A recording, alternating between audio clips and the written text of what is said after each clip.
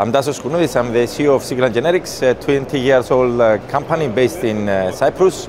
We are focusing on development of electronic products for various industries, including the security and defense. We showcase today at DEFEA our RF Hunter line of products, powerful direction finders which can be easily integrated into various platforms. We have integration with drones, we have integrations on vessels, on armored vehicles. We're also showcasing our AI edge computer, which we integrated on UAVs and unmanned systems. This is the third time that we're exhibiting in DEFEA under the Cyprus pavilion. We're very happy with the outcome of this exhibition. We have established a lot of collaborations and we are looking forward to the next event.